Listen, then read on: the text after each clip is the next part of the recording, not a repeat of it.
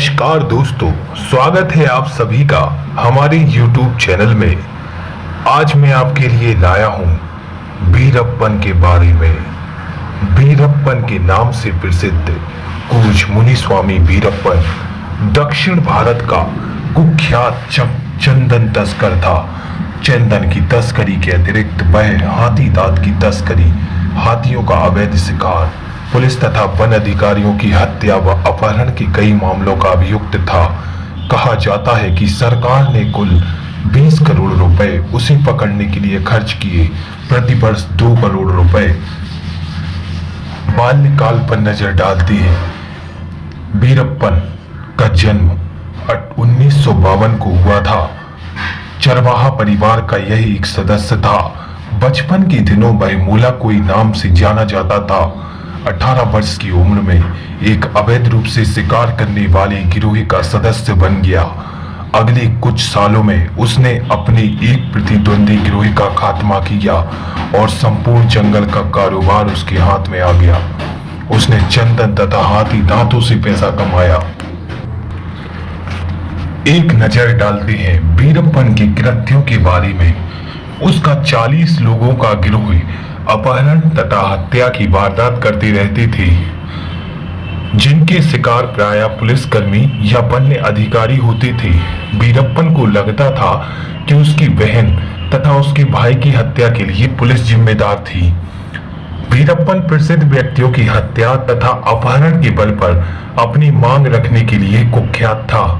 1987 में उसने एक वन्य अधिकारी की हत्या कर दी।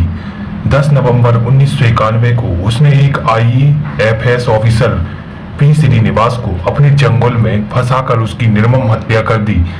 जिसके अतिरिक्त 14 अगस्त 1992 को मिन्यन के पास श्री हरि कृष्ण IPS तथा शकील अहमद नामक 2 वरिष्ठ पुलिस अधिकारियों समेत कई पुलिसकर्मियों की हत्या कर दी, जब वे एक छापा डालने जा रही थी। एक नजर डालते हैं व्यक्तिगत जीवन के बारे में। उसने चरवाहा परिवार की कन्या मुथुलक्ष्मी से विवाह किया। उसकी 3 बेटियां थीं, जिसमें उसने एक का गला घोंटकर हत्या कर दी थी। बीरप्पन को वन्य जीवन की अच्छी कलाकारी आती थी और वो कई पक्षियों की आवाज निकाल लेता था। उसने उसे कई बार गिरफ्त में आने से बचाया था।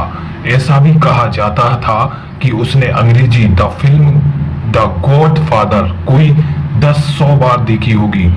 उसे कर्नाटक संगीत काफी प्रिय था और वो एक धार्मिक आदमी था। प्रतिदिन प्रार्थना करता था। उसने सरकार से कई बार संपर्क किया और क्षमादान की मांग की। उसकी इच्छा थी कि वो एक अनाथाश्रम खोले तथा राजनीति से जुड़े फूलन देवी से प्रेरित होकर उसे अपनी लंबी लंबी घनी मूछें बहुत पसंद थी। वह मां काली का बहुत भक्त था और कहा जाता है कि उसने एक काली मंदिर भी बनवाया था। अपने गांव गोपीनाथन में उसकी छवि रॉबिन हुड की तरह थी। गांव के निवासी उसके लिए एक छत्र की तरह काम करते थे। उसे पुलिस की गतिविधियों के बारे में सूचनाएं दिया करते थे। वे उसके गिरोह को भोजन तथा वस्त्र भी मुहैया कराते थे। ऐसा कहा जाता है कि लोग ऐसा बीरप्पन से डरकर रहते थे। बीरप्पन ने गांव वालों को कभी कभार पैसे से मदद की, इसलिए कि वो उसे पुलिस की गिरफ्त से आने से बचा सके।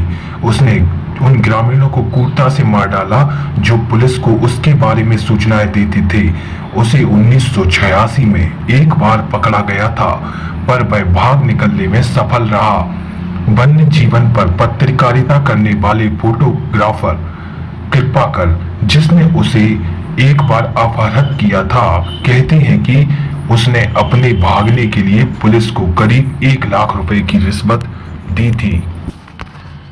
1990 में कर्नाटक सरकार ने उसे पकड़ने के लिए एक विशेष पुलिस दस्ते का गठन किया। जल्द ही पुलिस वालों ने उसके कई आदमियों को पकड़ लिया। फरवरी 1992 में पुलिस ने उसके प्रमुख सैन्य सहयोगी गुरुनाथन को पकड़ा। इसके कुछ महीनों बाद बीरप्पन ने चामराजनगर जिला के कोलेगल तालुक के एक पुलिस थाने पर छापा मारकर कई लोगों की हत्या कर दी और हथियार तथा गोली बारूद लूट कर ले गया। 1993 में पुलिस ने उसकी पत्नी मुथु लक्ष्मी को गिरफ्तार किया। अपने नवजात शिशु के रोने तथा चिल्लाने से वो पुलिस की गिरफ्त में ना आ जाए, इसके लिए उसने अपनी संतान को गला घोंटकर मार दिया।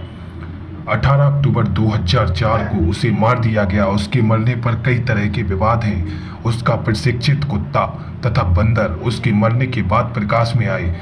उसका कुत्ता मथाई कई बार मामलों की गवाही की भूमिका निभा रहा है। वह भौंक कर अपनी भावनाएं व्यक्त करता है। धन्यवाद।